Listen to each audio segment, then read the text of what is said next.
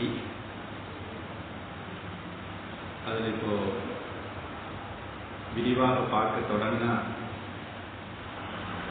விரிவாக பார்க்குற அளவு நமக்கு அவகாசம் இல்லை. அதனால கொஞ்சம் பின்னாடி கூடுதல் விவரங்கள் பார்த்துக்குவோம்.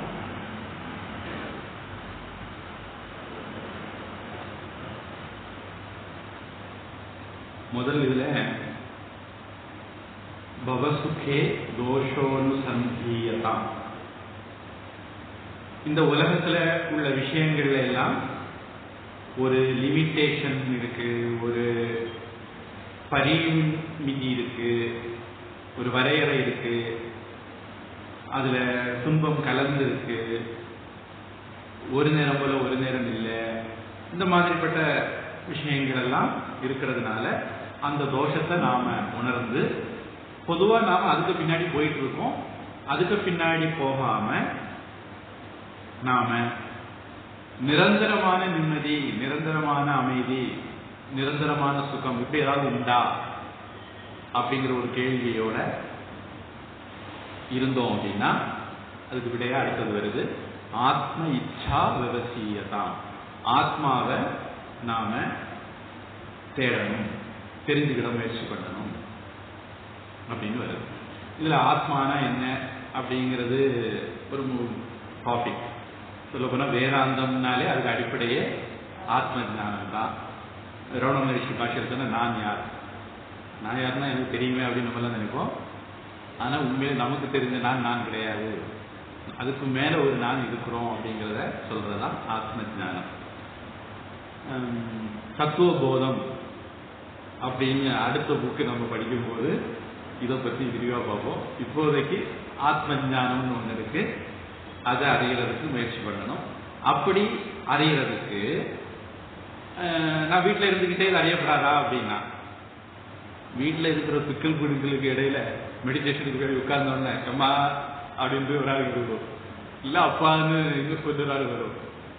அப்புறம் வீட்டில் நம்ம உட்காந்துரும் போது மிக்சி ஓடும், கிரைண்டர் ஓடும். இப்படி வீட்டில் இருந்தே ஆத்மாவை தேட முடியாதா அப்படின்னா, அப்படி தேடுறது நிறைய சிக்கல் இருக்கு. அதனால அவ்வளவு போராட்டங்களுக்கு இடையில நம்ம ஆத்மாவை தேடுறது தெரிஞ்சுக்கிறதுங்கிறது அவ்வளவு ஈஸியா இருக்காது, ஒரு சுமூகமான சூழல் இருக்காது. அப்படிங்கிறதுனால நிஜ கிரகா, நிஜங்கிறதுல சொந்த வசுதைவ குடும்பகம்னு வார்த்தை சொல்லுவாங்க. அது ஒரு ஸ்லோகத்தில் வரக்கூடிய வார்த்தை. அந்த ஸ்லோகத்தில் இந்த இதே நிஜ அப்படிங்கிற வார்த்தை வரும். அயம் நிஜக, இவங்கெல்லாம் என்னுடைய ஆட்கள். நீ ஜ, என்னோட பிறந்தவர்கள் அப்படிங்கிற மாதிரி அர்த்தம். பரக, இவங்கெல்லாம் வேற. வா இதி, இப்படி கணக்கு போடுறது. கணனா, கணக்கு போடுறது. லகு சேதசாம், அல்ப புத்திகார். சுயநலவாதி என்ன பண்ணுவான், இது என் பிள்ளை, இது என் குட்டி, போட்டி நடந்துன்னா என் பிள்ளைக்கு தான் ஃபர்ஸ்ட் ப்ரைஸ் வரணும், என் பிள்ளை தான் ஜெயிக்கணும், வேற பிள்ளைக்கு ப்ரைஸ் கிடைச்சுன்னா நடுவர் பார்த்து மார்க் போட்டாரு, இப்படியெல்லாம்.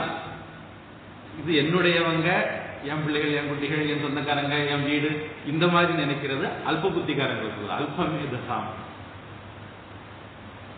உதார சரிதானாம் தூ, பரந்த மனப்பான்மை உள்ளவங்க எப்படி நினைப்பாங்கன்னா, வசுதா, வசுதான இந்த பூமி, ஏக குடும்பகம் அப்படி ஒரு பாட்டல் இருக்கு, ஒரே குடும்பம் அப்படின்னு அர்த்தம். அல்லது வசுதா ஏவ, உலகமே குடும்பம், ஒரே குடும்பம் அப்படிங்கிற அர்த்தமும் எடுத்துக்கலாம். அந்த நீஜ அப்படிங்கிறது தன்னுடைய அப்படின்னு அர்த்தத்துல பயன்படுத்தலாம்.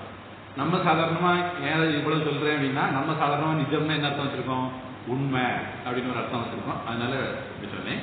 இங்க நிஜ கிரகாத் அப்படின்னா சொந்த வீட்டில இருந்து தூர்ணம், எப்போ ஆத்மாவை பத்தி அறியணும் அப்படிங்கிற எண்ணம் வருதோ உடனே கட்டி சுட்டதடா கை விட்டதடான்னு கிளம்பி போயிடணும்.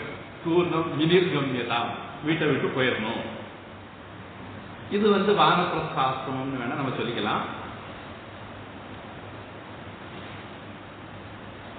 ஒக்கில் இருக்கிற சாவியை எடுத்து மருமக கையில் கொடுத்துக்கிட்டு கிளம்புறதுக்கு ஒரு தைரியம் உறுதி வேணும். நம்ம இவ்வளோ நாள் அப்படி இருந்து சீலிட்டு இருக்கோம்.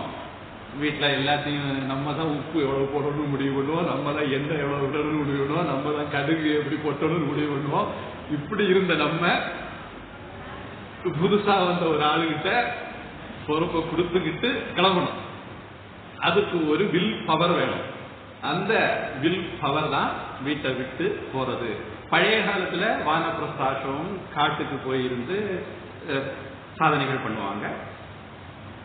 இந்த காலத்துல காடெல்லாம் தேடி கண்டுபிடிக்கணும். அதனால வீட்டுக்குள்ளேயே பொறுப்பை மற்றவங்கிட்ட புதிய தலைமுறைகிட்ட இளைய தலைமுறைகிட்ட கொடுத்துக்கிட்டு நாம ஒதுங்கி இருக்க முடிஞ்சால் அவங்க என்ன கொண்டாடினாலும் சரி நம்ம அதை பற்றி கவலையே பட மாட்டோம். எல்லாரும் ட்ரையல் அண்ட் எரர், தப்பு செய்து திருத்திக்குவாங்க. அந்த மாதிரி அவங்களும் இளைய தலைமுறை தப்பு செய்து திருத்திக்கிட்டோம். நம்ம எப்படி கத்துக்கிட்டோமோ அது மாதிரி அவங்க கத்துக்கிட்டோம். ஒருவேளை நம்ம கிட்ட வந்து ஏதாவது கேட்டாங்கன்னா நம்ம அபிப்பிராயத்தை சொல்லுவோம். இல்லைன்னா நம்ம அதில் தலையே போடாம நம்ம உண்டு நம்ம பாடு உண்டு அப்படின்னு சிவனேன்னு இருந்தா அதுக்கும் இந்த நவீன காலத்துல நிஜ வீட்டை விட்டு தான் ஓடணும் அப்படின்னா அப்புறம் எங்க போறது கட்டாயம் இல்லை. இப்படி இருக்கலாம். அல்லது கோவில், குளம், ஆசிரமம், சத்சங்கம் இப்படியும் போகலாம். இதுவும் ஒரு நிஜ கிரகா பூர்ணம் தான். வீட்டு பொறுப்புகள் எல்லாத்தையும் விட்டுக்கிட்டு கடவுளை பார்க்கிற அடைகிற பாதையில போயிட்டே இருக்கிறது நிஜ கிரகா பூர்ணம் வினிர்கம்யதாம்.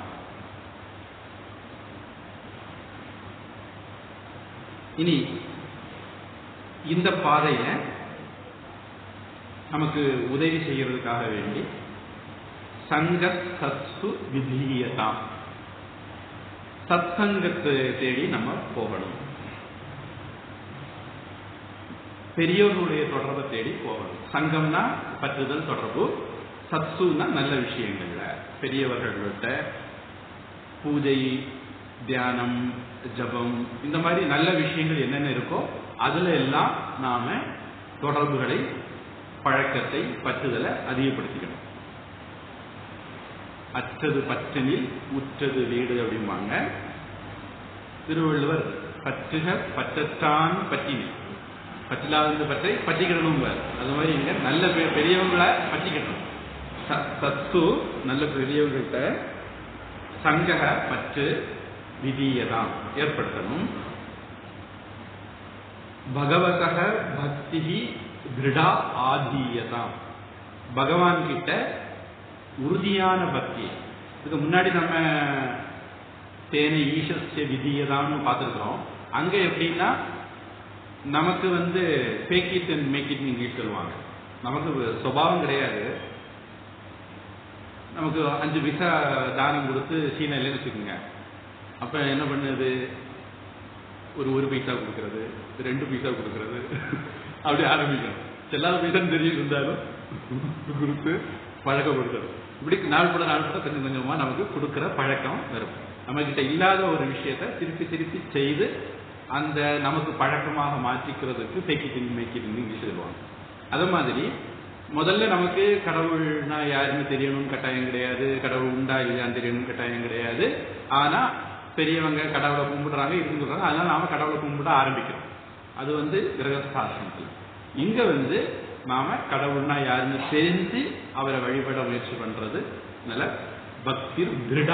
திருடமான பக்தி பகவான் கிட்ட நாம வளர்த்துக்கணும். சாந்தியாதிகி பரிச்சீயதாம், சாந்தி முதலானவைகளை சேர்த்து கொள்ள வேண்டும், வளர்த்து கொள்ள வேண்டும். இதுக்கு பின்னாடி ஒரு 6 இருக்குன்னு நம்ம சொல்லிக்கலாம். உபநிஷத்துல அப்படி சொல்லி இருக்கிறதுனால நம்ம போன இதுல விவேகம், வைராக்கியம், முமுட்சுத்துவம் 3 வந்தது அப்படிங்கறது போன வகுப்புல பார்த்தோம். 1 விடுபட்டு போயிருந்தது, சமாதி சக்க சம்பத்தி அப்படின்னு. அதாவது நாம நிம்மதியை தேடி போற பாதையில நம்ம கிட்ட 4 விஷயம் எதிர்பார்க்கப்படுது. இந்த 4 விஷயம் நம்ம கிட்ட வந்ததுன்னா இது எவ்வளவு % அதிகமா இருக்கோ அந்த அளவுக்கு குயிக்கா நமக்கு நிம்மதி வரும்.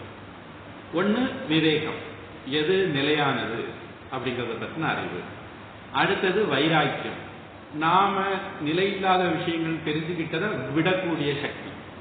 அதுக்கு அடுத்தது நிம்மதியை தேடக்கூடிய நாட்டம், முமுட்சுத்துவம். இது 3 நம்ம ஏற்கனவே பார்த்தோம். இதுல காமியே மதித்யஜ்யதாம் பாபௌக பரிதூயதாம் பவசுகே தோஷோனுசந்தீயதாம், இந்த வரியில பாபௌக பரிதூயதாம்ங்கிறதுல விவேகம்னு, பவசுகே தோஷோனுசந்தீயதாம் அப்படிங்கிறதுல வைராக்கியமும், ஆத்ம இச்சா விவசியதாம் அப்படிங்கிறதுல மோட்ச நாட்டமும் வந்திருக்கு நம்ம சொன்னோம். அதுல விடுபட்டு போன ஒண்ணு சமாதி சக்த சம்பத்தி. சமம் முதலான 6 குணங்கள், சமம் தமம் திதிக்ஷா உபரதி ஸ்ரத்தா சமாதானம் அப்படின்னு. நாம ஒருவேளை அடுத்த புத்தகம் தத்துவபோதம் பார்த்தா அதுல இதை பற்றி நம்ம விரிவாகவே வருது. இப்படி 6 குணங்கள் நமக்கு வேணும். அதுல இந்த சமம் அப்படிங்கிறது சாந்தி அப்படிங்கிற வேற வார்த்தையில் இங்க பயன்படுத்திட்டு, அது முதலான 6 விஷயங்களையும் நம்ம சேர்த்துக்கணும். அடுத்தது திருடசரம் கர்ம ஆஷு சந்தியதாம், சுயநலமான கர்மங்கள் செயல்கள். இதுக்கு முன்னாடி காமியே மதித்யதாம் சொன்னோம். நமக்கு பலனை எதிர்பார்த்து செய்யக்கூடிய காரியங்கள்ல மனசை விட முயற்சி பண்ணணும் அப்படின்னு. இப்போ நம்ம வீட்டை விட்டு வந்தாச்சு, இப்போ அதை சட்டி சுட்டதான்னு சொல்லி விடணும். ஆசுனா ஒட்டனை, சிவனுக்கு ஆசு தோஷின்னு ஒரு பேர் வந்து, சீக்கிரம் ஏமாத்தி வர வாங்கிக்கிறதா அர்த்தம்.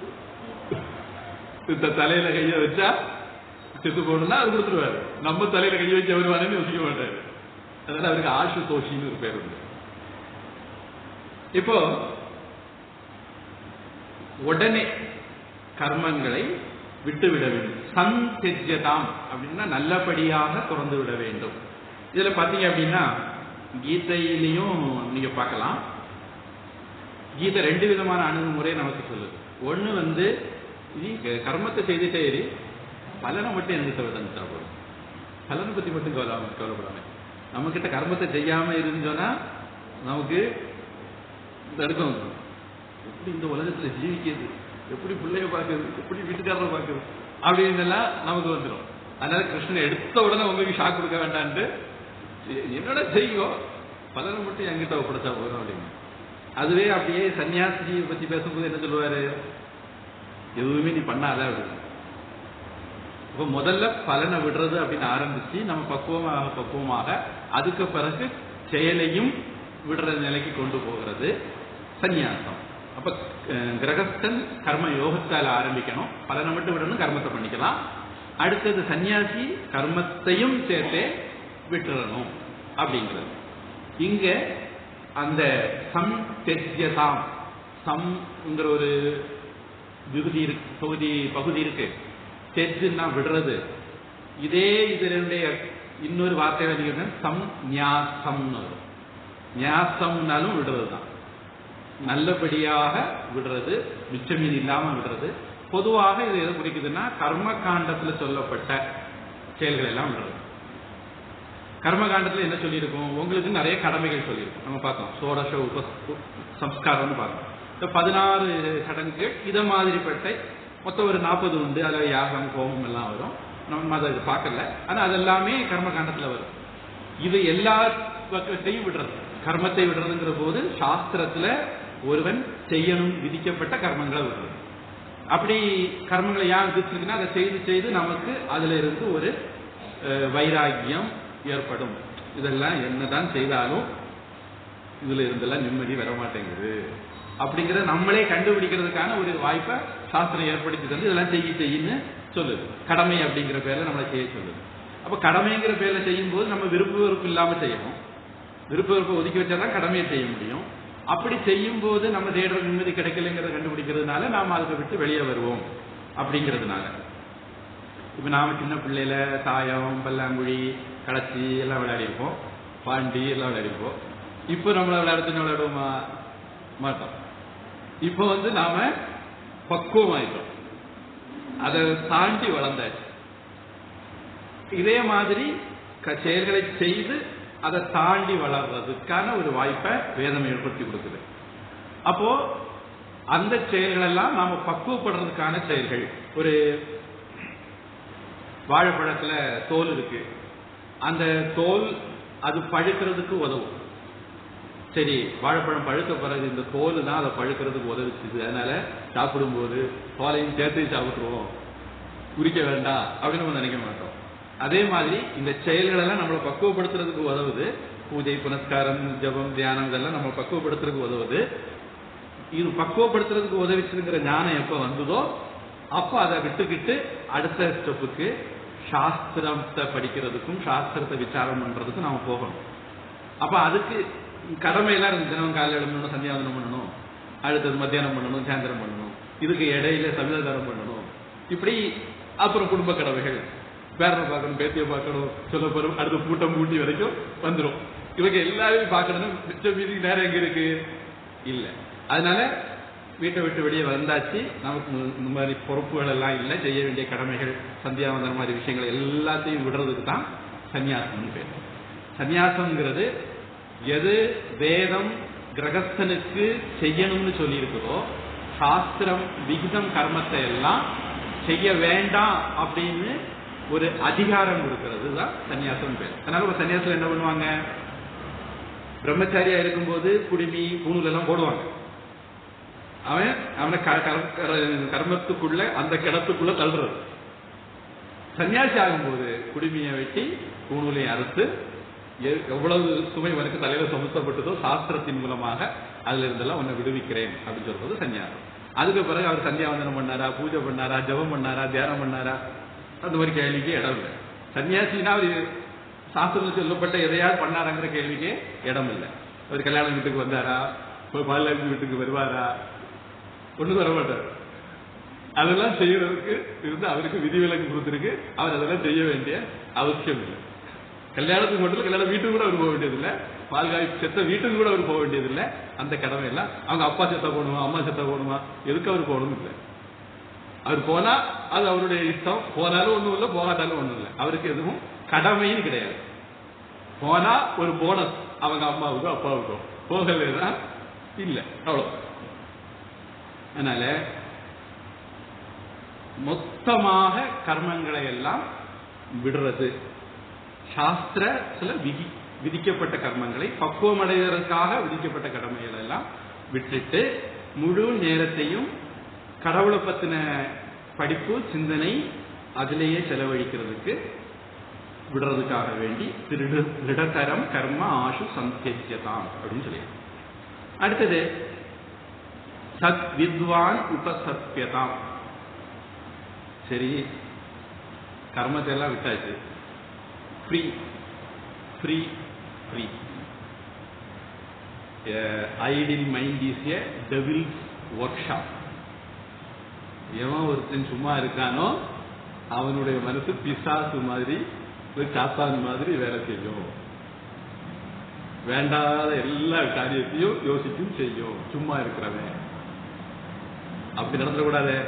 அதனால செயலை விடுன்னு சொல்லிக்கிட்டு அடுத்தது குருவை பார்த்து, சத்வித்வான்ங்கிறது இந்த இடத்துல குருன்னு இப்போதைக்கு எடுத்துக்கணும். சத்வித்வான் குருவை பார்த்து உபசத்தியதாம் போகணும், குருவை தேடி போகணும். பிரதிதினம் தத் பாதுகா சேவியதாம், தினமும் அவருடைய திருவடிகளை சேவிப்பாயாக. குரு பாதுகா ஸ்தோத்திரம்னு ஒரு ஸ்தோத்திரம் இருக்கு. ஆதிசங்கரர் உடைய சிஷ்யர் எழுதியிருக்கணும், ஆதிசங்கரர் எழுதியிருக்கலாம். இப்ப இந்த இடத்துல பாதுகா அப்படின்னா செருப்பு கும்பிட்டுட்டே இருக்கிறது இல்ல, அந்த செருப்புக்கு உரிய ஆள் யாரோ அவரை கும்பிடணும். அதனால பாதுகையை கும்பிடணும் அப்படின்னு செருப்பு கும்பிட்டுட்டே இருக்கக்கூடாது. செருப்புக்கு உரியவர் யாரோ அவரை கும்பிடணும், அவர் என்ன சொல்லி தந்தாரோ அதை கும்பிடணும், அவர் என்ன சொல்றாரோ அதை கேட்கணும். அந்த வழிப்படி நடக்க முயற்சி பண்றது. பொதுவாக இதெல்லாம் நமக்கு சில உணர்வுகள் அல்லது சில சைக்காலஜிக்கல் மாற்றங்கள் ஏற்படணும். அதை நாம சட்டிலான ஒரு விஷயமா இருக்கிறதுனால அதை திணிக்க முடியாது. அதை நம்ம என்ன பண்றோம் அப்படின்னா, ஒரு ஸ்தூலமான விஷயத்தின் மூலமாக நம்முடைய மனசுக்குள்ள இன்ஜெக்ட் பண்றோம்.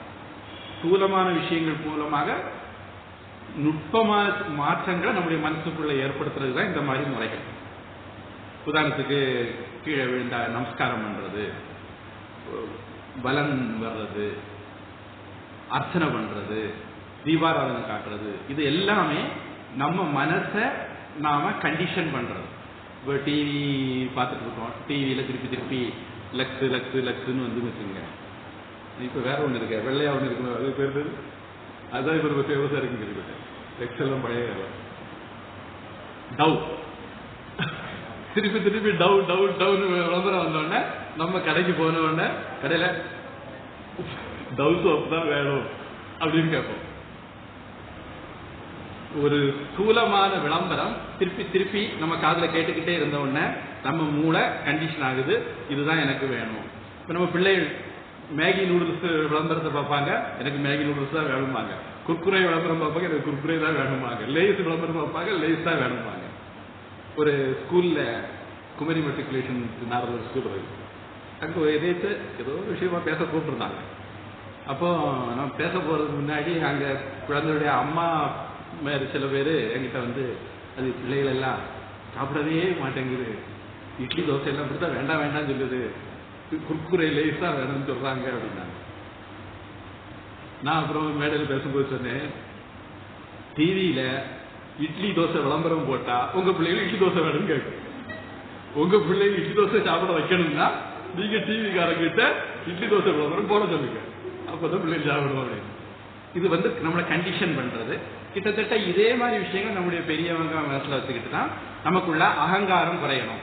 இன்னொருத்தரை பார்த்தா நமஸ்காரம் பண்றதுக்கு, அவரை மதிக்கிறதுக்கு, அவரை ஏத்துக்கிறதுக்கான ஒரு பாவனையை உண்டாக்கணும். அப்படிங்கிறதால என்ன பண்ணாங்க, பழைய காலத்துல என்ன, குழந்தை அவருடைய அண்ணனை நமஸ்காரம் பண்ணணும், அக்காவை நமஸ்காரம் பண்ணணும், அப்பாவை நமஸ்காரம் பண்ணணும், அம்மையை நமஸ்காரம் பண்ணணும், தாத்தா பாட்டி சித்தி சித்தப்பா பெரியப்பா மாமா எல்லாரையும் ஒரு குழந்தை நமஸ்காரம் பண்ணணும். அந்த மாதிரி பழக்கம் பொதுவா இன்னைக்கும் உயர் ஜாதின்னு நம்ம சொல்லக்கூடிய குடும்பங்கள்ல இந்த பழக்கத்தை நீங்க பார்க்கணும். அந்த குழந்தைகள் அதை பண்ணவும் செய்யும். மற்ற இடங்கள் நாம நம்ம குழந்தைகள் சொல்லிக் கொடுக்கறது இல்லை. நாம அப்படி சொல்லிக் கொடுத்து வளர்த்தால் நம்ம பிள்ளை நாளைக்கு தன்னை சுத்தி இருக்கக்கூடிய வயசுல பெரியவங்க யாரு சொன்னாலும் கேட்பான். இயல்பா அவனுக்கு உள்ள அந்த சைக்காலஜிக்கலா செட் ஆயிடும். இது வயசுல பெரியவங்க, நம்ம நமஸ்காரம் பண்ணவங்க, அதில் அவங்கள நம்ம மதிக்கணும், அவங்க சொன்னா கேட்கணும். இல்லைன்னா ஒரு டீனேஜ் எல்லாம் வந்த பிறகு அம்மா அப்பா உட்பட யாரு சொன்னாலும் பிள்ளைங்க கேட்கறது இல்லை. இன்னைக்கு நம்முடைய டீனேஜ் பிள்ளைகள் யாரு சொன்னா கேட்கும். உங்க பிள்ளைகள் யாராவது ஒரு ஆள் சொன்னா கேட்கும்னு உங்களுக்கு ஒரு ஐடியா இருக்கா? கிடையாது. ஏன்னா நம்ம காலையும் விழுந்து கும்பிட்டு பிள்ளைகளை பழக்கல, அதனால அப்பா அம்மா சொல்லியும் பிள்ளைகள் கேட்கணும்னு கிடையாது. மற்றவங்களையும் நம்ம அப்படி பழக்கலாம். அப்ப பொதுவா இந்த மாதிரி, இது ஒரு உதாரணத்துக்கு சொல்றேன், இத மாதிரி நிறைய விஷயங்கள். இப்ப அப்பா அம்மா இருக்கும்போது பிள்ளைகள் இதில் உட்காரக்கூடாது. பொதுவா அந்த காலத்துல எனக்கு தெரிஞ்சு மருமகன் இருந்தா கூட மாமியாரு முன்ன வரமாட்டாங்க, கதவுக்கு பின்னாடி இருந்தா சொல்ல வேண்டியது சொல்லுவாங்க.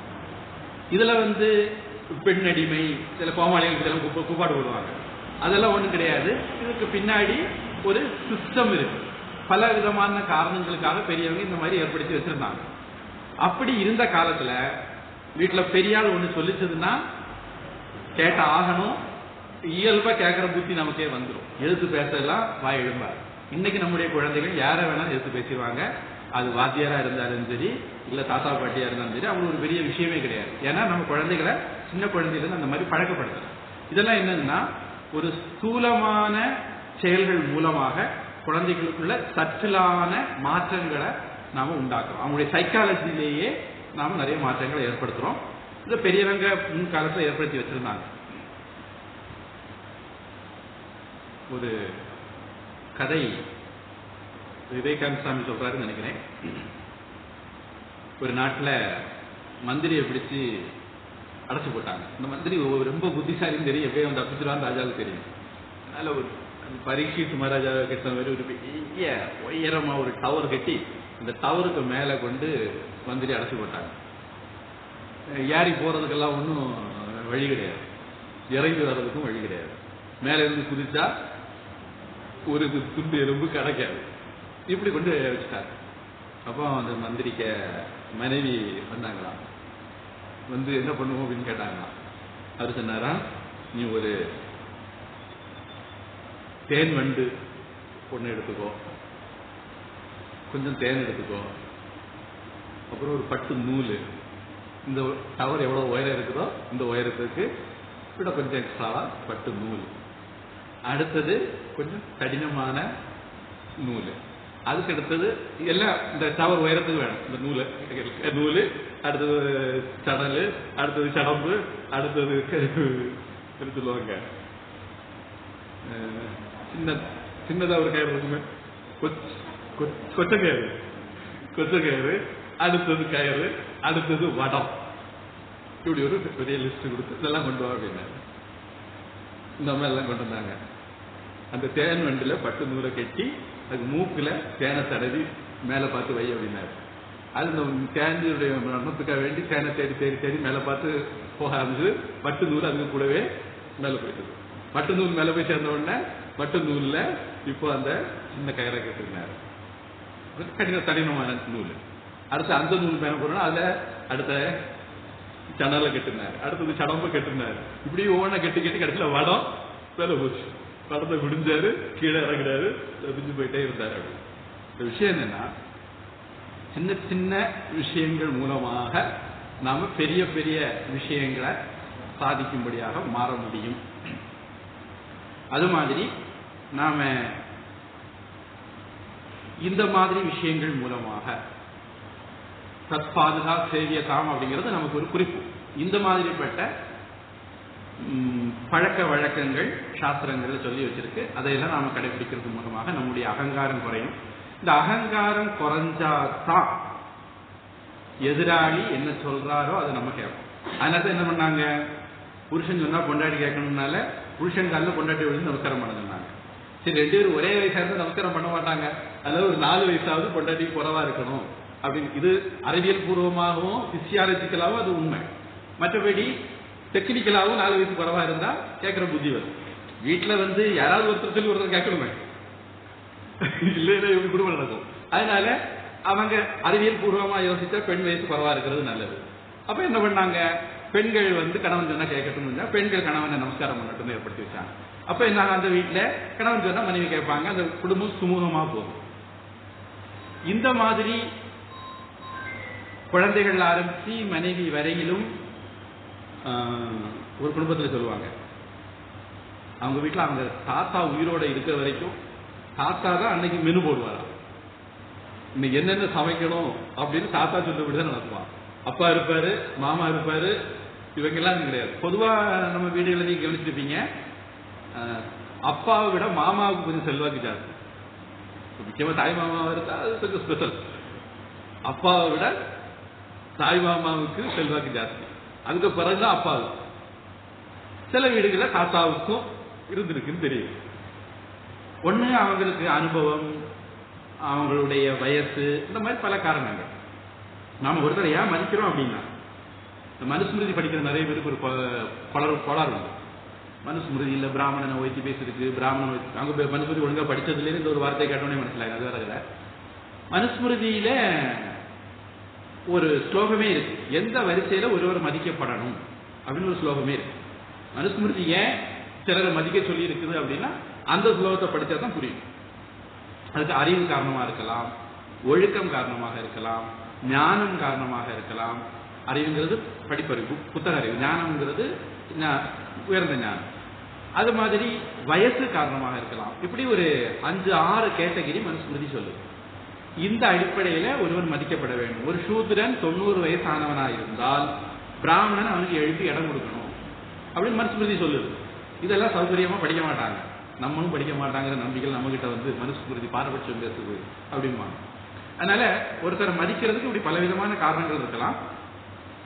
இந்த காலத்துல அவரு அரசியல்வாதியாவோ மந்திரியாவோ இருந்தாலும் கூட போதும், அதெல்லாம் எக்ஸ்ட்ரா காரணம் இந்த காலம் சேர்த்துக்க வேண்டியது. அதனால இந்த மாதிரிப்பட்ட நம்முடைய அகங்காரத்தை குறைச்சு நாம இன்னொருத்தர் சொல்லக்கூடியதை கேட்கிற தன்மைக்கு வரணும்னா இந்த மாதிரி விஷயங்கள் தேவை. அப்போ குருவு கிட்ட நமக்கு இந்த மாதிரி ஒரு உறவு இருந்தால்தான், அதுதான் பகவத்கீதை சொல்லுது,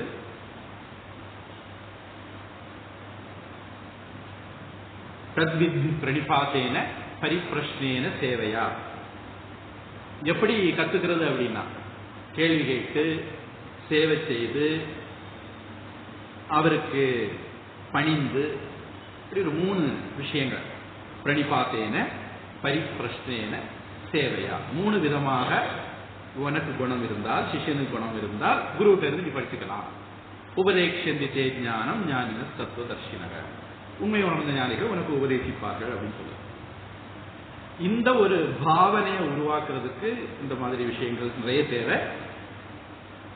பொதுவா ஒரு குருகுலம் ஆசிரமம் அந்த மாதிரி போனா அங்க ஒரு சிஸ்டம் இருக்கும், அதுக்குள்ள நாம அப்படியே செட் ஆகி ஈஸியா பழகி வந்துடுவோம். அதனால அந்த மாதிரிப்பட்ட ஒரு சூழல் இருக்கிறது நல்லது. ராமகிருஷ்ணன் சொல்லுவார், சின்ன செடியா இருக்கும்போது வேலி போட்டு வளர்த்தணும், அதுவே ஒரு மரமான பிறகு அது யாரையும் வேணாலும் கெட்டிக்கலாம் அப்படின்னு. அதில் நம்ம ஆன்மீக சாதகர்களாக இருக்கிறவங்க தொடக்க காலத்துல இந்த மாதிரி ஒரு உகந்த சூழல்ல போய் இருந்து கொஞ்சம் பயிற்சி எடுத்துட்டு அப்புறம் நமக்கே நம்ம சொந்த காலில் நிற்கலாம் அப்படிங்கிற ஒரு தன்னம்பிக்கை வந்த பிறகு அதுக்கு பிறகு வேணா நம்ம தனியா இருக்கலாம். எடுத்த உடனே ஆன்மீக வாழ்க்கையில வரும்போது நான் சுயம்பு லிங்கம் அப்படின்னு சொல்லிக்கிட்டு தனியா போனா அது சில சமயங்கள்ல குழப்பங்கள்ல வர்றதுக்கு வாய்ப்பு இருக்கு. உங்களுக்கு தலையெழுத்து மாதிரி நடக்கும், வாய்ப்பு அதிகம். அடுத்தது பிரம்ம ஏகாட்சரம் அர்த்தியதா. ஏகாட்சரம், ஒரே அக்ஷரமான பிரம்மத்தை அர்த்தியதா தேடுவீர்களாக. ஒரே அக்ஷரம் பிரம்மம்னா யாரு? ஒரு எழுத்து மந்திரம் ஓம் என்று சொல்லணும், ஓங்காரத்தை ஜபம் செய்வீர்களாக அப்படின்னு. பொதுவாக கடவுளை அடைகிறதுக்கு ஓங்கார ஜபம் முக்கியம். பகவத்கீதையில 8வது அத்தியாயத்தில் வருது, மாண்டூக்கிய உபநிஷத்துல வருது, கட்டோபனிஷத்துல வருது, பல இடங்கள்லையும் இந்த பிரணவம் ஓங்காரம் அப்படிங்கிறது கடவுளை அடையக்கூடிய வழி அப்படின்னு சொல்லியிருக்கு.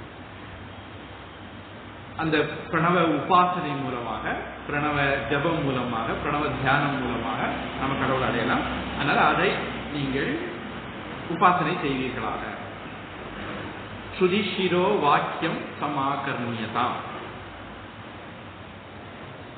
குரு கிட்ட போயாச்சு, அவரை வழிபாடு பண்ண ஆரம்பிச்சாச்சு, அவர்கிட்ட மந்திர தீட்சை வாங்கி பிரம்ம ஓங்காரத்தை ஜபம் பண்ண ஆரம்பிச்சாச்சு.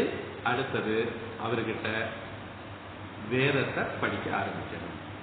முக்கியமாக ஸ்ருதி ஷிரோ வாக்கியம் சொல்லியிருக்கிறதுனால வெறுமனே வேதம் இல்லை, உபனிஷத்தை படிக்கிறது அப்படின்னு எடுத்துக்கலாம். அதுலேயும் மகா வாக்கியம், அதை படிக்கிறதுக்கு தொடர்ந்து அப்படிங்கிறது மாதிரி நாம எடுத்துக்கலாம்.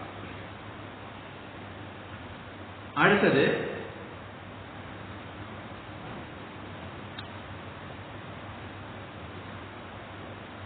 மூணாவது வாக்கியார்த்த விசாரியதா. ஸ்ருதி சிர வாக்கியம், ஸ்ருதியினுடைய தலைமையான வாக்கியம் மகா வாக்கியம் நம்ம சமயத்துல படிச்சிருக்கோம். அதை நம்ம கேட்ட பிறகு அதனுடைய அர்த்தத்தை சிந்திக்க வேண்டும். வாக்கிய அர்த்த விசாரியதா, அதனுடைய வாக்கிய அர்த்தத்தை நாம சிந்திக்க வேண்டும். அகம் பிரம்மாஸ்மி சொல்லி இருக்கு. எப்படி இந்த முட்டா பையனான நான் கடவுளா இருக்க முடியும்? அகம் பிரம்மாஸ்மி அப்படின்னு சொல்றாங்க, எப்படி முடியும் அப்படின்னு நம்ம சந்தேகம், இயல்பு. அப்ப அந்த சந்தேகத்தை கேட்டு நாம அதுக்கு நிறைய பாடங்கள் முறைகள் இருக்கும், அதெல்லாம் சொல்லி தருவாங்க. அதன் மூலமாக நாம அந்த விசாரத்தை பண்ணும்போது நமக்கு நீ கடவுள்னு சொல்லும் போது இந்த அழிஞ்சு போற உடம்பு சொல்லல, நிமிஷத்துக்கு நிமிஷம் மாறுற உடம்பு சொல்லல, இதுக்கு ஆதாரமான அடிஸ்தானமான இந்த உடம்பு இந்த ஜென்மத்தில் இந்த உடம்புல இருக்கு, இதுக்கு முன்னாடி எந்த உடம்புல இருக்கு, அடுத்த ஜென்மத்தில் வேற ஏதோ உடம்புல இருக்கும். அப்படிப்பட்ட ஆத்ம சக்தியை பற்றி பேசுறாங்க அப்படிங்கிறது நமக்கு தெரிய வரும். அதை நாம இப்படி சிந்தனை பண்ணி புரிஞ்சுக்கணும். அடுத்தது ஸ்ருதி சிர பக்ஷ சமாஸ்ரீயதா. இதுல இந்த திருடதரம் கர்மாஷு சந்தியதாம்ல இருந்து ஆரம்பிச்சு சன்னியாச ஆசிரமம் போயிட்டே இருக்கு அப்படின்னு நம்ம மனசிலாக்கலாம். இனி ஸ்ருதி சொல்லுது, அதாவது ஸ்ருதியினுடைய மகா வாக்கியங்கள் சொல்லுது நீ தான் கடவுள், தத்துவமசின்னு சொல்லலாம், அகம் பிரம்மாஸ்மின்னு சொல்லலாம், பிரஜானம் பிரம்மன் சொல்லலாம், அயமாத்மா பிரம்மன் சொல்லலாம். ஜீவ பிரம்ம ஐக்கியத்தை சொல்லக்கூடிய எல்லா வாக்கியங்களும் மகா வாக்கியங்கள். அது நாம பிரம்மமாக இருக்கிறோம் அப்படிங்கறத சொல்லுது. அதை நாம இவக்கு பேட்டாச்சு, படிச்சாச்சு, விசாரிச்சு புரிஞ்சுக்கிட்டாச்சு. முதல்ல கேட்கணும், ஸ்ரவணம். அதுக்கு அடுத்தது அது சிந்திக்கணும், அது மனனம். இந்த ரெண்டுலயும் நமக்கு பிரச்சனை சால்வ் ஆகாது. முதல்ல வேதம் சொல்லுது, ஆனா எனக்கு நம்பிக்கை இல்லை. ரெண்டாவது சிந்திக்கிறது மூலமாக வேதம் சொல்லுது, அது சரிதான் அப்படின்னு நானும் மனசிலாக்கிக்கிறேன். ஆனாலும் அது நடைமுறை வாழ்க்கையில வராது. இதை வர்றதுக்கு நிதித்தியாசனம்னு ஒரு படி கூட நாம கடக்கணும். அதுதான் இந்த சுதிசிர பட்ச சமாஸ்ரீயதம். அதையே தியானம் பண்ணணும், அதை நம்முடைய உணர்வாக ஆக்கிக்கிடணும். இப்ப நாம எப்பவுமே நம்முடைய பேரை ஜெபம் பண்ணிக்கிட்டே இருக்கிறது இல்லை. யாராவது கேட்டுட்டா கரெக்டா சொல்லணுமே, அதனால ஜெபம் பண்ணிக்கிட்டே இருக்கோம் அப்படின்னு. எப்ப நம்ம தூக்கத்தில் எழுப்பி கேட்டாலும் நம்ம பேரை நம்ம கரெக்டா சொல்லுவோம். தென்னாலிராமன் கதையில தூங்க வச்சு மூக்கில் நூலை விட்டுக்கிட்டு அவரு தாய்மொழியை கண்டுபிடிக்கணும் என்ன பண்ணுது அப்படின்னா, இல்ல மூக்கு விட்ட சாப்பாடு கொடுத்து தூங்க வச்சுக்கிட்டு மூக்கில் நூலை விட்டான்னு சொல்லுவாங்க. அப்போ நம்முடைய தாய்மொழி எதுவோ அதுதான் வெளியே வரும் அப்படிங்கிறதுனால. அது மாதிரி பல ஜென்ம பழக்கத்தின் காரணமாக பல்வேறு காரணங்களாக நாம தெளிவா இருக்கிறோம். நான் இந்த உடம்பு தான், நான் இந்த மனசு தான். உடம்புக்கு வரக்கூடியதெல்லாம் எனக்கு வந்தது, மனசுக்கு வந்ததெல்லாம் எனக்கு வருது, எனக்கு புத்திக்கு வந்ததெல்லாம் எனக்கு உள்ளது இப்படின்னு நினைச்சு இதனுடைய குறைபாடுகள் எல்லாம் என்னுடைய குறைபாடுன்னு நம்ம நினைச்சிட்டு இருக்கோம். அது நம்ம எல்லாருமே எனக்கு பணத்துல குறைவு இருக்கு, எனக்கு அறிவில குறைவு இருக்கு, எனக்கு அழகுல குறைவு இருக்கு, இப்படி நம்ம இருக்கக்கூடிய குறைபாடெல்லாம் நீங்க ஒரு லிஸ்ட் போடுங்க. இது எல்லாம் இதுக்குள்ளதான் இருக்கு. ஒண்ணு கூட உங்களுடைய குறைபாடா இருக்காது. உடம்புடைய குறைபாடா இருக்கலாம், மனசுக்கு குறைபாடா இருக்கலாம், புத்தியினுடைய குறைபாடா இருக்கலாம், இந்திரியங்களுடைய குறைபாடா இருக்கலாம். உங்களுக்கு இருக்கக்கூடிய குறைபாடு நீங்க லிஸ்ட் போடக்கூடிய ஒவ்வொன்றும் இதனுடைய குறைபாடுகள், உங்களுக்கு தற்காலிகம் வந்து சேர்ந்ததுடைய குறைபாடுகளை தவிர உங்க குறைபாடு கிடையாது.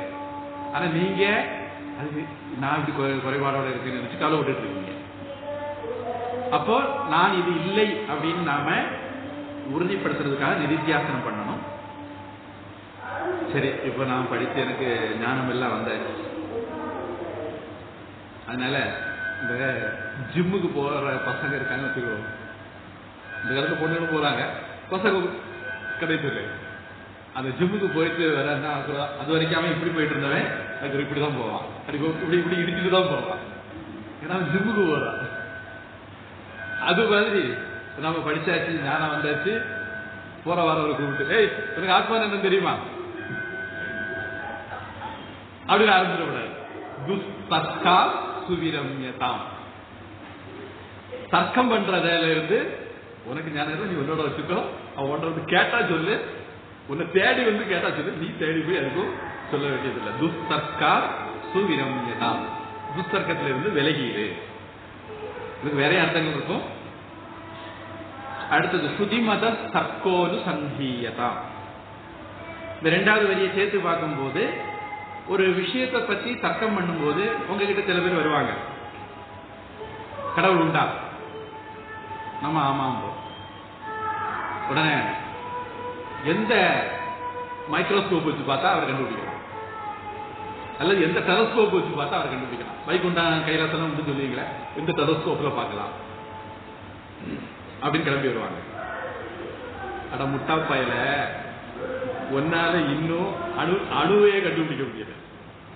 நீ எலக்ட்ரான் மைக்ரோஸ்கோப் எல்லாம் கண்டுபிடிச்சோம், அணுவை தாண்டி கீழே எவ்வளோ இருக்குன்னு நீங்க சொல்லிட்டு இருக்கீங்க தவிர மெட்டாபிசிக்ஸ்னு ஒரு பேரும் போட்டுக்கிட்டு அதையே ஒன்னால கண்டுபிடிக்க முடியல. அடோர் அணியான் கடவுள், நீ அவரை எப்படி ஒரு மைக்ரோஸ்கோப்ல வச்சு கண்டுபிடிக்க முடியும்? உங்ககிட்ட அதுக்கு இன்ஸ்ட்ருமெண்ட் இல்ல. சரி, டெலஸ்கோப் வச்சு பாக்குறேன், நீ இன்னும் பால்வழி திரளையே தாண்டல. இதை தாண்டி இன்னும் எத்தனையோ இருக்கலாம்னு எல்லாம் ஒரு யூகம் பண்ணிக்கிட்டு இருக்க. உங்ககிட்ட அந்த அளவுக்கு பவர்ஃபுல் டெலஸ்கோப் இன்னும் வரல. அப்புறம் நீ அதை தாண்டி மகதோ மகியான் அவரை எப்படி கண்டுபிடிக்க போற? அதனால ஒரு இம்ப்ராப்பர் பிரமாணம். இந்த பிரமாணம்ங்கிற வார்த்தை நான் ஏற்கனவே கொஞ்சம் சொல்லியிருக்கிறேன். இது ரொம்ப முக்கியமான விஷயம். கடவுளை உணர்ந்துக்கிறதுல பிரமாணம்ங்கிறது ரொம்ப முக்கியமான விஷயம். நாம கடவுளை தெரிஞ்சுக்கிறதுக்கு எந்த பிரமாணத்தை யூஸ் பண்றோம் அப்படிங்கிற முக்கியமான ஒரு விஷயம். பொருத்தம் இல்லாத பிரமாணங்களை பயன்படுத்துறதுனால நமக்கு விட கிடைக்கவே கிடைக்காது. நான் ஒரு உதாரணம் முன்னாடி சொல்லியிருக்கேன், திரும்பி ஞாபகப்படுத்துறேன், கண்டிப்பா மறந்துடுவீங்க நம்பிக்கையில. இது சிவப்பு கலரு ரொம்ப இன்னொரு வித்தியாசம் சொல்லுவோம். இது கருப்பு கலரு அப்படின்னு நான் சொல்றேன். எப்படி கண்டுபிடிச்சது? காதல் வச்சு பார்த்தேன் அப்படி நான் சொன்னா எவ்வளவு பைத்தியக்காரத்தனமா இருக்குமோ அது மாதிரிதான் நான் சயின்டிஸ்ட், கடவுளை ஆராய்ச்சி பண்ணேன், கடவுள் இல்லைன்னு கண்டுபிடிச்சிட்டேன் அப்படின்னு சொல்றது.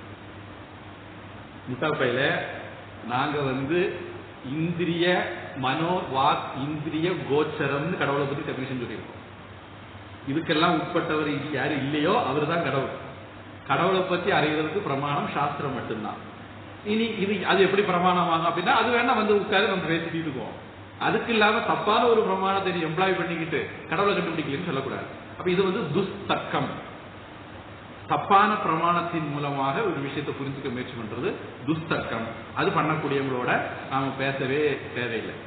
ஆதிசங்கரர் அவருடைய இதுல பௌத்தம் ஜைனம் எல்லார பத்தியும் பேசியிருப்பாரு. அந்த சாருவாக்கம்னு ஒரு குரூப் இருக்கு. அந்த குரூப் வாயை திறந்துருக்க மாட்டார், கண்டிருக்கவே மாட்டார். அவருடைய இவ்வளவு பாஷ்யங்களையும் சாருவாகனை பத்தி ஒரு வார்த்தை பேச முடியாது. சாருவாகன் யாருன்னா நம்ம இன்னைக்குள்ள கூமுட்ட தீக்காக்கார மாதிரி விவரமே கெட்டவங்க போய் எப்படி பேச முடியும் அப்படின்னு அவங்க குப்பை தொட்டியில போட்டு தூக்கி போட்டுருப்பாரு. சாங்கியம் சில சமயங்களில் பூர்வ மீமாம்சகர், ரொம்ப சில சமயங்களில் யோகம், இவங்களை பத்தி எல்லாம் விழுந்து விழுந்து சங்கரர் பேசுவார். அவன் அப்படி ஒரு ஆர்குமெண்ட் வைப்பான், அவர் பதிலுக்கு இப்படி ஒரு ஆர்குமெண்ட் வைப்பாரு. பக்கம் பக்கமா போயிட்டு இருந்த ஆர்குமெண்ட். முக்கியமா சாங்கியர்கள், கொஞ்சம் பூர்வ மீமாம்சகர்கள், கொஞ்சம் யோகா, நையாயிகள் கூட. ஆனா இந்த சாருவாக்கரை பத்தி அது கண்டிருக்கவே மாட்டார். லாயக்கே இல்லாத பயிரை பத்தி எதுக்கு பேசணும் அப்படின்னு ஒதுக்கிட்டு இருப்பார். அது மாதிரி நாம துஸ்தர்க்கம் பண்றவங்களை ஒதுக்கிடணும். ஸ்ருதி மத தர்க்கோனு சந்தீயதாம். நாம தர்க்கம் பண்ணும் போது நமக்கு வேதம் தான் கடவுள விஷயத்த பிரமாணம். அதனால வேதத்தை அனுசரிச்சு அதை ஒட்டி யாராவது தர்க்கம் பண்ண வராங்க, நாம கிட்ட பண்ணுவோம். இப்ப சாங்கியன் நான் சொல்றது சரிங்கிறதுக்கு என்ன பண்ணுவான்? வேதத்திலிருந்து கோட் பண்ணுவான். பூர்வ மீமாசர் என்ன பண்ணுவாங்க? வேதத்திலிருந்து கோட் பண்ணுவாங்க. அப்போ நம்ம ரெண்டு பேருக்கும் பிரமாணம் ஒண்ணு. அப்போ ஒரு பிரமாணமா இருக்கும்போது இன்னைக்கு இல்லாட்டா நாளைக்கு இல்ல ஒரு வருஷத்துல பேசி ஒரு முடிவு வந்துடலாம். எனக்கு பிரமாணம் பைபிள், எனக்கு பிரமாணம் குரான், எனக்கு பிரமாணம் பகவத்கீதை. இந்த மூணு பேரும் பேசி என்னைக்காவது ஒரு நாளைக்கு முடிவு வருவாங்கன்னு நினைக்கிறீங்க? ஒரு நாள் இது நடக்காது. அதனால சங்கரர் பௌத்தர்கள் ஜெயினர்கள் விஷயத்துல, முக்கியமா பௌத்தர்கள் விஷயத்துல ஆர்கியூ பண்ணும்போது வேதத்தை கொண்டு வரவே மாட்டார். ஏன்னா அவன் வேத பிரமாணம் ஏத்துக்கவே மாட்டான். அவன்கிட்ட வேதத்தை பத்தி பேச முடியாது. அப்ப அவனை லாஜிக்கலா அவனை முதுகெலும்பு உடைப்பார். அவன் லாஜிக்கலா அவன் சொல்றது சரியில்லை. அதனால நமக்கு ஸ்ருதி வேதத்தை ஒட்டின தர்க்கம் மட்டும்தான் நாம பண்ணலாம். மற்றபடி அனாவசிய தர்க்கங்கள்ல ஈடுபட வேண்டாம். பிரம்மா அஸ்மீதி விபாவியதாம், நான் பிரம்மமாக இருக்கிறேன் அப்படிங்கிறத சிந்தனை பண்ணிக்கிட்டே இருக்கணும். அகரக கர்வ பரித்யஜ்யதாம், அகங்காரத்தை தினம் தினம் அகங்காரத்தை கர்வத்தை விடுறதுக்கு முயற்சி பண்ணணும். இதெல்லாம் வந்தவொடனே டக்குன்னு நமக்கு கர்வம் அகங்காரம் போகுமானா போகாது. ஈகோவை நாம கடைசி வரையிலும் விடுறதுக்கு முயற்சி பண்ணிட்டே இருக்கணும், குறைக்கிறதுக்கு முயற்சி பண்ணிட்டே இருக்கணும். தேகே அகம் மதிர் உஜ்ஜதா, இந்த உடல் நான் அப்படிங்கிற எண்ணத்தை நாம விடணும். புதஜனே வாத பரித்யஜ்யதா, படிச்சவங்கள்ட்ட விஷயம் தெரிஞ்சவங்கள்ட்ட பெரியவங்கள்ட்ட போய் வாதம் பண்ணிட்டு இருக்கக்கூடாது. அவர்கிட்ட கேட்கணுமே தவிர அவர்கிட்ட போய் தர்க்கம் பண்ணக்கூடாது. சுத் வியாதிஷ்ட சிகித்யதா, எப்படி சாப்பிடணும் அப்படின்னா பசிங்கிற நோய் வந்தா அதுக்கு மருந்து மாதிரி சாப்பிடணும். வாய்க்கு ருசியா சாப்பிடக்கூடாது, பசிங்கிற நோய்க்கு மருந்து மாதிரி சாப்பிட்டுக்கணும்.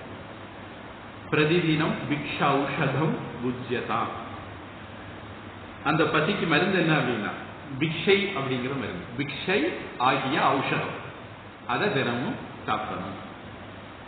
சுவாது அன்னம் நது யாச்சியதா, இதுல உப்பு இல்லையே, இதுல மிளகா இல்லையே, இது ருசியா இல்லையே, எது கிடைச்சதோ அதை விழுங்கிட்டு போயிட்டே இருக்கணும். சுவாது அன்னம், ருசியான சாப்பாடு கொண்டு வா தா அப்படின்னு கேட்கக்கூடாது. வந்தா சாப்பிட்டுக்கலாம், கேட்க வரக்கூடாது. விதிவசா பிராப்தேன சந்துஷ்யதா, தலையெழுத்து மாதிரி எது வந்து சேருதோ அதுல திருப்தியாகும். விதிவசத்தினால எது கிடைக்குதோ அதுல திருப்தியா இருக்கு. சீத உஷ்ணாதி விஷயத்தான், குளிர் வெப்பம் இப்படி இருமைகள் நிறைய இருக்கு, வெற்றி தோல்வி இதெல்லாம் உலகத்துல இருக்கு, அதை பொறுத்துக்கொள். மாத்ரா ஸ்பர்ஷாஸ்து கௌந்தேய சீத உஷ்ண சுகதுக்கதாக, இது 2வது அத்தியாயம் 14வது ஸ்லோகம் நினைக்கிறேன். அதை பொறுத்துக்கிடணும். அதை பத்தி ஐயோ குளிரா இருக்கு வெயிலா இருக்கு ஒரு பிரயோஜனம் இல்லை.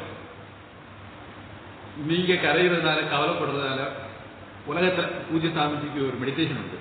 நம்ம சோழ ஆசிரமம் திறக்கும் போது திறப்பு விழாக்கள் அதெல்லாம் போட்டிருந்தேன்.